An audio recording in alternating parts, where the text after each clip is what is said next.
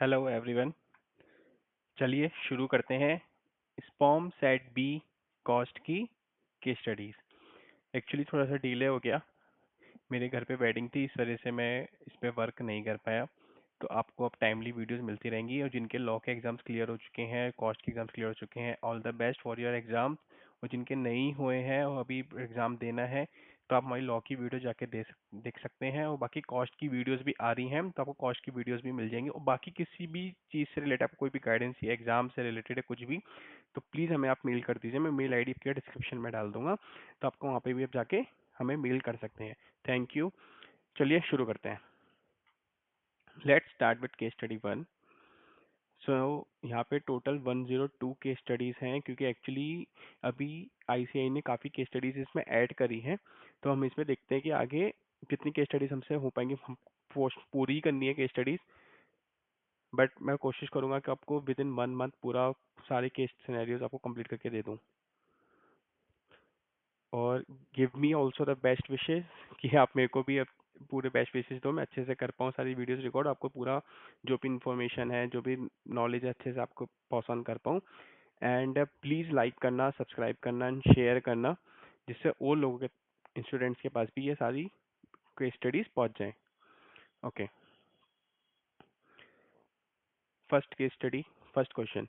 Which of the following is most likely true regarding the business model of readers dairy.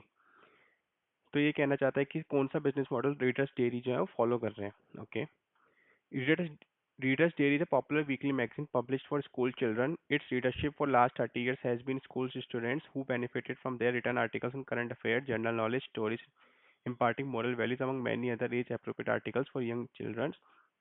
School facilitated distribution of this magazine to interested students who had to pay an annual subscription fee to receive a copy of each week. Subscription basis पे है, तो सीधा subscription model. यहाँ पे कौन सा model आ गया? Subscription model. लेकिन ये लोग बोल रहे हैं कि एक इनका प्रिंट वर्जन है, एक इनका ऑनलाइन मॉडल है। तो यहाँ पे ऑनलाइन मॉडल कौन सा यूज़ कर रहे हैं ये लोग? यहाँ और मैंने पूरी केस स्टडी एक्चुअली में पढ़ चुका था, तो मैं आपको डायरेक्टली बता देता हूँ। यहाँ पे केस स्टडी ऑनलाइन मॉडल क्या कह रहा है, देखो। Online subscription would be free for the first 10 articles on its website every year, not including contents and puzzle content, after which the reader has to pay 6204 per year.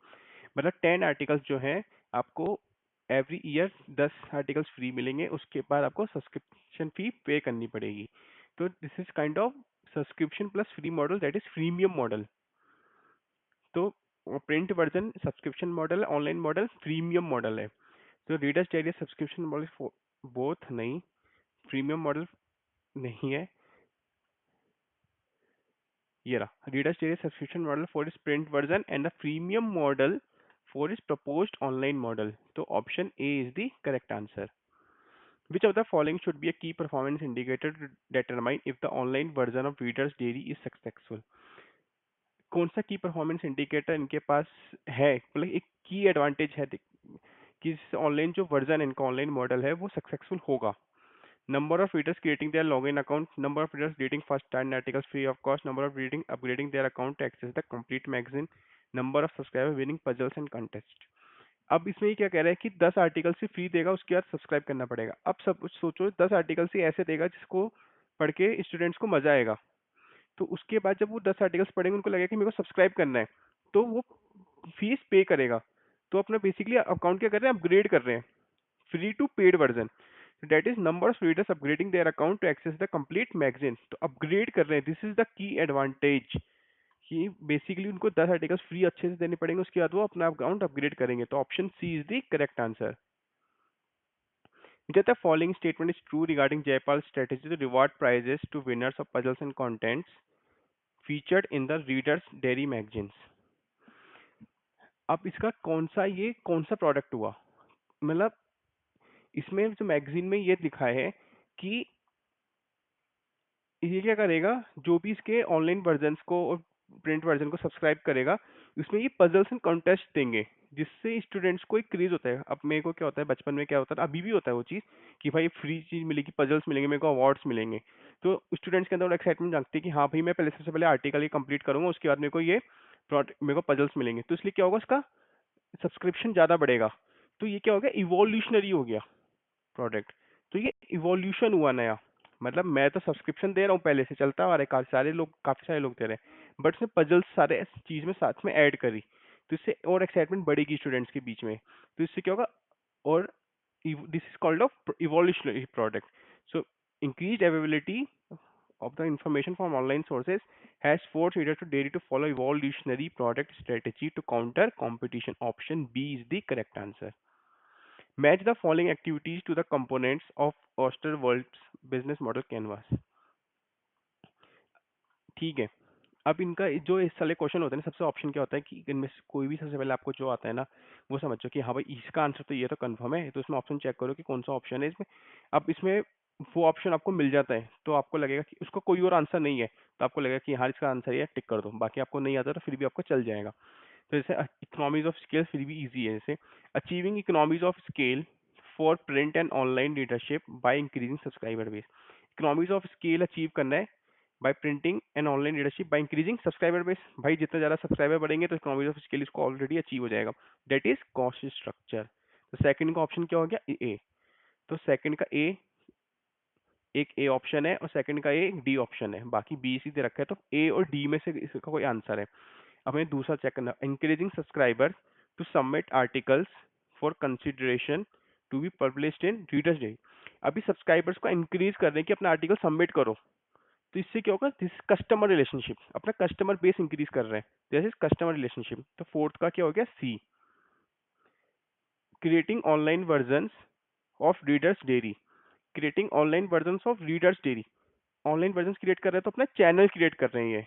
Third का क्या हो गया, D. उसके बाद आया first, creating engaging contents puzzles and contest to retain readership, this is key activity इनकी। अभी ऊपर हमने पढ़ा ना कि इनको पजल्स एंड कॉन्टेस्ट रखने हैं, this is the evolution product, that is key activity. तो फर्स्ट का क्या हो गया, बी। फर्स्ट का बी, सेकंड का ए, थर्ड का डी, फोर्थ का C. Option A is the correct answer. अब जैसे हमने यहाँ पे फोर्थ देखा, engaging subscribers submit articles customer relationship, fourth का सी, हमें यहाँ पे फोर्थ का डी दे रखा है, तो हम यहाँ से भी पहले सॉल्व कर सकते हैं। सेकंड का ए, फोर्थ का सी, तो option A is the correct answer. हमें दोनों पढ़ने की जरूरत नहीं थी, बट फॉर योर अंडरस्टैंडिंग मैंने वो आपको बता दिया। Exceptionally well design content would be considered under which component of Kano model for customer satisfaction. एक आपने एक्सेप्शनली वेल डिजाइन कंटेंट बनाया है और वो कस्टमर का सेटिस्फाई कर रहा है, तो कॉनो मॉडल कौन सा कंपोनेंट हुआ वो, ये कंपोनेंट है डिलाइट और एक्साइटमेंट एट्रीब्यूट। इसमें क्या होता है, कोई भी आप कस्टमर को सेटिस्फाई कर पा रहे हो exceptionally beyond a linear satisfaction, beyond a line, line एक लाइन है उसके ऊपर जाके आपने कंटेंट बन क्रिएट करा है, दैट इज डिलाइट और excitement attribute, that is the component of Kano model. तो option A is the correct answer. Let's move to case study 2। Okay. Which of the following statement is not a fundamental difference between current and proposed costing methodology to understand manage cost? कौन सी इसमें statement ऐसी है जो fundamentally correct नहीं है between current and propose costing methodology? Standard costing दे रखा है, काइजन, ओके। स्टैंडर्ड कॉस्टिंग होता है कॉस्ट कंट्रोल टेक्निक, और काइजन कॉस्टिंग जो होती है मोस्टली उसका फोकस होता है कि स्मॉल और कंटिन्यूस इंप्रूवमेंट हम करते रहें, तो that is kaizen costing. Kaizen costing mostly आपका कॉस्ट डिडक्शन टेक्निक होती है और स्टैंडर्ड कॉस्टिंग आपकी कॉस्ट कंट्रोल टेक्निक होती है। तो इस वाली कंडीशन में standard costing is a cost control technique while kaizen costing is cost reduction technique ये करेक्ट है। It's not a fundamental not, तो ये तो करेक्ट है, ऑप्शन ये नहीं है। Frequency of setting and reviewing standards is less under kaizen costing, this is wrong. इसका ऑप्शन होगा ऑप्शन बी। क्यों, अब देखो frequency of setting in reviewing standards, हमें काइजन कॉस्टिंग में बार बार स्मॉल और कंटिन्यूस इंप्रूवमेंट करते रहने पड़ते हैं, हमें बार बार स्टैंडर्ड्स देखने पड़ेंगे कि हम जो काम कर रहे हैं वो सही जा रहा है या नहीं जा रहा, कोई भी इंप्रूवमेंट की जरूरत तो नहीं है। तो उसमें frequency of setting reviewing standard more होता है, यहाँ पे लेस नहीं मोर होता है, तो इसलिए ये वाला फंडामेंटल डिफरेंस इनकरेक्ट है। Standard costing assumes current work condition while kaizen costing assumes continuous improvement. अभी आपको मैंने बताया कंटिन्यूस इंप्रूवमेंट होता है और स्टैंडर्ड कॉस्टिंग देखते हैं करंट वर्क कंडीशन कैसी है, तो option C is also the correct.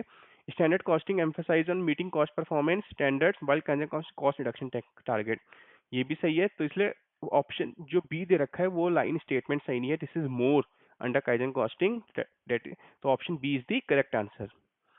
Which of the suggestions given by the following employees is not a principle of Kaizen costing? Okay, हमें ऊपर देखने पड़ेंगे इनके जो स्टाफ है एम्प्लॉयज ने क्या क्या ऑप्शंस दिए हैं. While discussing on the ways to achieve the 1% cost reduction target, the following are the suggestions received from different employees. Raj, an engineer in the design department, suggests that if a particular part of the bike engines can be redesigned, the time required to assemble the bike can reduce by 0.1% of current time taken. अब kaizen costing में बोल रहा है कि अगर हम particular part का redesign कर देंगे तो हमारा 0.1% जो करंट टाइम है रिड्यूस हो जाएगा. अब ये बड़े स्केल पे काम कर रहे हैं तो बड़े स्केल पे इनका 0.1% भी काफी इफेक्ट पड़ेगा. तो इसलिए क्या होगा, दिस इज काइजन कॉस्टिंग, क्योंकि this is reducing the cost target. Stanley, the procurement manager suggests switching to another supplier which will enable NBL procure component of same quality but lower price. ये जो Stanley है वो बोलता है कि हम दूसरे सप्लायर से अपना माल लेंगे. क्यों? क्योंकि वो सेम क्वालिटी देगा बट लोअर प्राइस पे देगा. तो वही से कॉस्ट रिडक्शन टारगेट आ गया. तो जैसे that is the example of kaizen costing. Chatur, the production manager suggest revamping the entire production and assembly line that can increase the scale of production. ये आपका काइजन कॉस्टिंग नहीं होगा. क्यों? अब ये कह रहा है कि चतुर बोल रहा है कि हमें अपना एंटायर प्रोडक्शन को रिवैम्प करना चाहिए. रिवैम्प का मतलब हो गया है यहाँ पे रीडिजाइन करना चाहिए. फिर से पूरा अपना जो प्रोडक्शन उसको फिर से रीडिजाइन करो, देखो जिससे हमारा स्केल ऑफ प्रोडक्शन बढ़ पाए. तो यहाँ पे उसकी कॉस्ट रिडक्शन नहीं है, दैट इज दिस रीडिजाइनिंग. तो redesigning is not a part of the cost reduction. अब यहाँ पे बोलोगे आपने रीडिजाइन करा, लेकिन उस रीडिजाइन की वजह से आपका यहाँ पे कॉस्ट जो टाइम है कम हो रहा है, तो कॉस्ट रिडक्शन हो रही है यहाँ पे. अब टाइम कम लगेगा तो आपकी कॉस्ट भी कम लगेगी अल्टीमेटली. तो इसलिए यहाँ पे कॉस्ट रिडक्शन हो, लेकिन रीडिजाइन नहीं बोल रहा, पूरा एंटायर प्रोडक्शन का रीडिजाइन करो. That is redesigning of the entire production, that is not a part of kaizen costing. Ankur in the paint shop suggests improvement to the bike painting process that will reduce setup time while painting bikes of different color. That is single minute exchange of dye. ये बोल रहा है कि हमें ये improvement करना चाहिए paint में, जिससे रिड्यूस हो जाएगा सारा setup time. Ultimately time reduce होगा, कॉस्ट रिड्यूस होगी. तो यहाँ पे ये भी काइजन कॉस्टिंग है, ये भी काइजन कॉस्टिंग है, ये भी काइजन कॉस्टिंग है, बट चतुर का काइजन कॉस्टिंग नहीं है. तो यहाँ पे ऑप्शन क्या होगा? चतुर. चतुर 3 इडियट्स वाला चतुर है ये. which of the suggestion given by the following implies not a principle of Kaizen costing, that is option C, Chatur.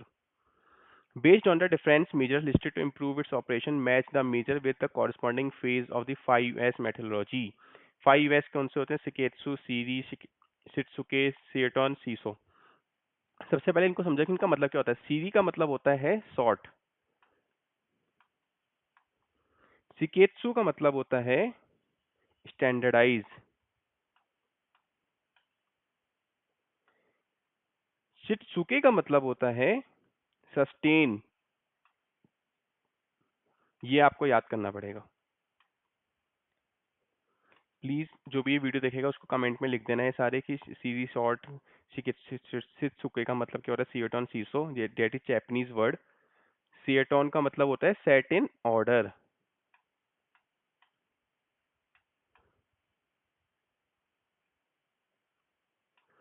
और सीसो का मतलब होता है शाइन. सबसे पहले आपको इसका मतलब पता चल गए तो आप इजीली यहाँ पे ऑप्शन कर सकते हो. अब देखो यहाँ पे फोर्थ का तरीका, standardize process to streamline workflow and and efficiency. Standardize process, तो सिंपल स्टैंडर्डाइज प्रोसेस. फोर्थ का ऑप्शन क्या हो गया? Seiketsu, that is standardize. तो फोर्थ का ऑप्शन क्या है? ए. अब यहाँ पे फोर्थ का ए कहाँ दे रखा है? फोर्थ का ए, फोर्थ का ए. ए और बी में से है, कोई एक और चेक कर लो जिससे पता चल जाएगा कि कौन सा है. Clean the workstation daily to remove any clutter, improve workspace safety, inspect machines and tools to ensure that they function properly. Clean the workstation मतलब शाइन करते रहो. तो थर्ड का ऑप्शन क्या हो गया? ई, सीसो. अब थर्ड का ऑप्शन क्या दे रखा है? ई.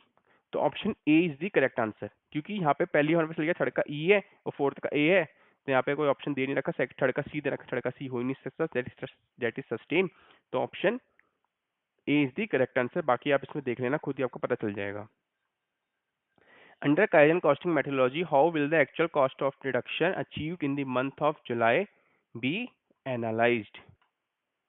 ठीक है. Option fourth question, under Kaizen costing methodology, how will the actual cost reduction achieved in the month of July be analyzed? ठीक है. Kaizen costing में how will the actual cost reduction achieved in the month of July be analyzed? तूने जुलाई में कोई target रखा था और कितना उसमें कुछ गैप आया है, तो हमें वो चेक करना है कि वो उसको हम कैसे एनालाइज कर सकते हैं. On adopting the Kaizen costing methodology, the management has set a goal of achieving 1% cost reduction in the next month, that is July 2026. 1% का cost reduction करना था और cost of manufacturing bike है 60,000 पर bike. अब ये चाह रहे थे कि अभी 60,000 रुपये लगते हैं हमारे एक बाइक को मैन्युफैक्चर करने के, और नेक्स्ट जुलाई 2026 तक, नेक्स्ट मंथ सॉरी, उसको उनको अचीव करना है कि 1% ये रिड्यूस कर पाए कॉस्ट को. 60,000 का 1% कितना हो गया? 600 रुपीज. इसके लिए तो कैलकुलेटर की जरूरत नहीं पड़ेगी आपको. और after implementation of kaizen costing methodology the actual cost reduction was 500. हमने टारगेट बनाया था 600 और रिड्यूस कितना कर पाए? 500. तो 100 रुपीज का यहाँ पे क्या आ गया? गैप आ गया. तो अभी इसको देखा जाता है कि इसको कैसे एनालाइज कर सकते हैं. अब सिंपल है भाई, आपने टारगेट बनाया था कि आप आज अपने कॉस्ट के या लॉ के एफआर के जो भी है उसके 2 चैप्टर्स कंप्लीट कर दोगे, या आज पूरा एक चैप्टर कंप्लीट कर दोगे, लेकिन आपका वो चैप्टर अभी भी कुछ क्वेश्चंस पेंडिंग है. तो आप कैसे एनालाइज करोगे? गैप देखो ना, कितना हमने टारगेट बनाया था, कितना हमने और कितना हमने अचीव करा. तो you will analyse the gap. So, but we will do reason for any gap between the actual cost reduction achieved and target goal will be analyzed further. इसको फिर से analyze हमें करना पड़ेगा. तो option C is the correct answer. In order to make a successful adoption of Kaizen costing principles at NBL, which are the following critical culture shift needed regarding employee management? अब ये बोल रहे हैं कि हमें अपनी ऑर्गेनाइजेशन में successful kaizen costing को अडॉप्ट करना है, कल्चरल शिफ्ट करना पड़ेगा एम्प्लॉइज के बीच में. तो हम क्या कर सकते हैं भाई? सिंपल काइजन कॉस्टिंग ये कहता है, एक तो वो बोलता है कि आप खाली ये नहीं होना चाहिए कि भाई टॉप मैनेजमेंट ने बोल दिया कि चेंज कर दो, चेंज चेंज हो गया. उसमें ये होना चाहिए कि वो चेंज करेंगे, साथ में नीचे फीडबैक भी लेंगे कि हाँ भाई हमने जो ये चेंज करा है this is beneficial for you और नॉट. अगर वो फीडबैक अच्छा आता है तो हाँ वो उसके बेसिस पे आगे जाएंगे कि हाँ ये this is good, we can improve. तो basically top down to bottom हर किसी एम्प्लॉय का वहाँ पे क्या होता है, रोल इंपॉर्टेंट होता है. A shift is required for employee self-employed culture to a more management regulated culture. कि कह रहे हैं कि एम्प्लॉय सेल्फ एम्पावर्ड कल्चर हो जाए to more management, top management का नहीं. From top down management approve change है model to bottom of feedback based model. मैंने आपको बताया टॉप डाउन बोल रहा है कि ये मॉडल हमें चेंज करना चाहिए, और बॉटम अप जो वहाँ पे एम्प्लॉइज हैं वो वहाँ से उनसे फीडबैक भी ले रहे हैं. तो that is kaizen costing. From team based solution providers increase individual contribution. ये तो टीम बेस्ड में जाता है कि टीम बेस्ड हो चीजें, इंडिविजुअल नहीं टीम बेस्ड होनी चाहिए चीजें. और from meeting dynamic weekly monthly standards to meeting standards at for continuous improvement. अगर मैं सीधा साल का स्टैंडर्ड देखूंगा तो कंटिन्यूस इंप्रूवमेंट कर ही नहीं पाएंगे फिर तो ये डेट इज ऑल्सो रॉन्ग. तो यहाँ पे क्या होगा? Option B is the correct answer. From top down management approve change model to bottom of feedback based model on inputs from self empowered employees. तो option B is the correct answer. What is the likely impact of involving employees from across NBL in the standard setting process of Kaizen cost? क्या likely impact होगा अगर वो employees को involve करते हैं Kaizen costing methodology की process को set करने में? तो इस वजह से क्या होगा, आपकी जो बेटर फोकस मैं अगर खुद हूँ किसी कंपनी में, तो वहाँ पे मेरे से ही पूछा जा रहा है कि हम क्या क्या इम्प्रूवमेंट कर सकते हैं. जो पूछा भी जाता है कि क्या क्या इम्प्रूवमेंट है, हम क्या चीजें देख सकते हैं वहाँ पे. तो अगर मैं इम्प्रूवमेंट बताऊंगा और वो इम्प्लीमेंट हो रहा है तो मेरे को खुद से क्या लगेगा कि हाँ मेरी वैल्यू है वहाँ पे, मेरी वैल्यू को चीज़ों को कंसिडर करा जा रहा है, वो चीज़ें इम्प्लीमेंट हो रही हैं. हो सकता है जो मैं चीज़ बता रहा हूँ हो सकता है किसी और एम्प्लॉय के साथ भी हो वो सेम चीज़, और उसकी वजह से उसको भी बेनिफिट हो रहा हो. So this is the kind of good thing. It reduce the accuracy of the standards नहीं, it it will improve the accuracy. Allows financing department have more control. किसी पर्टिकुलर डिपार्टमेंट का होगा ही नहीं.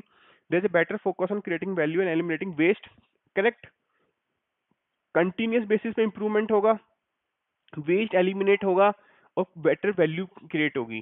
तो option C is the correct answer. Employees में feel demotivated क्यों feel करोगे भाई? अगर मेरे घर पे मुझसे पूछा जा रहा है कि अनिरुद्ध तुम्हें क्या करना है, ये सब चीजें सही जा रही है नहीं जा रही, मैं अपना इनपुट दे रहा हूँ वहाँ पे वो चीज समझी जा रही है, तो मेरे को अपना खुद से लगेगा कि हाँ मैं मोटिवेट फील करूंगा और मैं चीजें और जो चीजें करनी है मैं अच्छे से कर पाऊंगा. तो आपकी पर्सनल प्रोफेशनल दोनों चीज में ये बेनिफिट करेगा. तो it is a better focus on creating value and eliminating waste across the organization on a continuous basis. तो option C is the correct answer. Okay, let's start with case study 3. Which of the following is primary critical success factor for Royalty Limited? Okay. So Royalty Limited manufactures and distributes finest quality black tea to hotels, restaurants, and retailers. Company has wide presence in tea market. It has become one of the largest premium brand. The customers very happy with the finest quality of tea. तो यहाँ पे कह रहा है कि royalty जो है वो वहाँ पे ब्लैक टी बेचती है होटल, रेस्टोरेंट और रिटेलर्स को, और इसके वाइड प्रेजेंस है मार्केट में, और सबसे one of the largest premium brand है। कस्टमर्स बड़ी हैप्पी हैं क्योंकि ये फाइनेस्ट क्वालिटी देते हैं। बेसिक क्वालिटी इनकी काफ़ी अच्छी है, तो इसलिए हर जगह हर कस्टमर इनकी चाय पीना चाहता है। That is product quality. तो option D is the correct answer, critical success factor. जो the following management decision contradicts the strategy that RTL is currently following in order to gain a competitive as.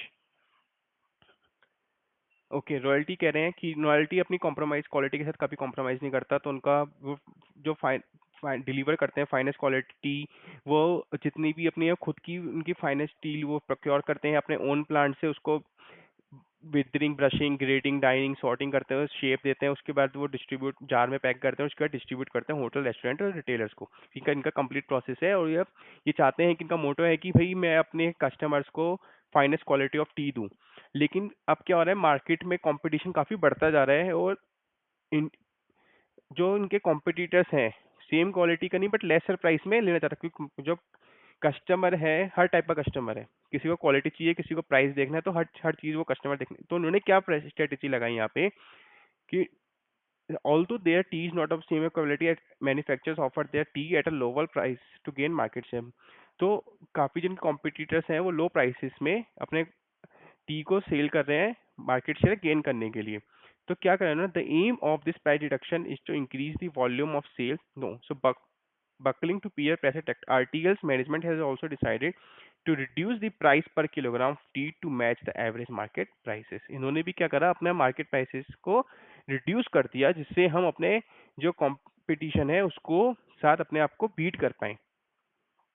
Reducing the sales price to match the average market price in order to increase the volume of sales and match the price offered by its competitors। तो उन्होंने क्या management decisions लिया company strategy को contradict करने के लिए, reducing the sales price. तो option C is the correct answer. But interference can you draw from the sales price and sales volume variances. यहाँ पे सेल्स प्राइस वेरिएंस दे रखा है, सेल्स वॉल्यूम वेरिएंस दे रखा है। सेल्स प्राइस वेरिएंस यहाँ पे adverse, ए मतलब एडवर्स और एफ मतलब फेवरेबल। अब यहाँ पे क्या लिखा हुआ है, एडवर्स वेरिएंस। तो इसका मतलब ये है कि इन्होंने टारगेट बनाया था लेट्स से एग्जांपल 100 रुपीज का, लेकिन ये लोग सेल कर रहे हैं 90 रुपीज में। क्यों? क्योंकि 90 रुपीज में सेल करने का रीजन ये है कि जो इनके कॉम्पिटिटर्स हैं वो 90 रुपीज में सेल कर रहे होंगे। अब इनको भाई अपने कंपटीशन बनाए रखना है, तो इन्होंने क्या करा, अपना मार्केट प्राइस रिड्यूस कर दिया, जो हमने ऊपर अभी पढ़ा। तो उसकी वजह से यहाँ पे सेल्स प्राइस जो वेरिएंस है डेट इज एडवर्स। तो हम यहाँ पे मार्केट क्या बोलेंगे, मार्केट इज प्राइस सेंसिटिव। अगर भाई मेरा कोई मार्केट में प्रोडक्ट सेल कर रहा हूँ, मेरा कॉम्पिटिटर है वो कम पे सेल कर रहा है, तो मेरे को भी अपना प्राइस रिड्यूस करना पड़ेगा अल्टीमेटली। तो उस वजह से क्या हो गया, मार्केट क्या हो गया, प्राइस सेंसिटिव हो गया। तो market is price sensitive, option one first is the correct answer. लेकिन इससे ए और ऑप्शन भी करेक्ट है। Market price insensitive wrong. RTL strategy of matching its price with average market price level to has worked favorably for the company। Favourable करना नहीं कर रहा। यहाँ पे आप देखो ना, सेल्स प्राइस वेरिएंस खाली एडवर्स आ रहा है, सेल्स वॉल्यूम बढ़ा, क्योंकि अगर उसने प्राइस कम करा तो वॉल्यूम बढ़ेगा। That is inverse relation. Material price इसको ज्यादा में प्रोक्योर करना पड़ा, लेबर की कॉस्ट ज्यादा लग रही है, इनकी फिक्स्ड कॉस्ट एक्सपेंडिचर बढ़ गए। तो ये फेवरेबल कहीं से कहीं तक नहीं है इन लोगों के लिए। तो therefore it can continue for, नहीं कंटिन्यू नहीं कर सकते। RTL strategy of matching it's pricing with average market price level has worked unfavorably for the company। unfavorable क्योंकि सारे जितने भी वेरिएंस है unfavorable आ रहे हैं, तो it can not continue this strategy. तो ऑप्शन 4 इज ऑल्सो करेक्ट। तो option 1 and 4, option C is the correct answer. Option 1 and 4 both are correct. Compared to the expectation reflected in the revised budget in April 2026, what interference can you draw from the purchase price variance, labor efficiency variance, fixed cost and expenditure variance? हम जो इनके अप्रैल में budget revise हुए उसके basis पे इन्होंने variance calculate करे। अब हम देखेंगे प्राइस वेरिएंस एडवर्स है, वॉल्यूम वेरिएंस फेवरेबल हमने ऑलरेडी देख चुके हैं। अब यहाँ पे भी देखो, मटेरियल प्राइस ज्यादा लग रहा है, मतलब ये ज्यादा में प्रोक्योर, हाईयर कॉस्ट में प्रोक्योर कर रहे हैं।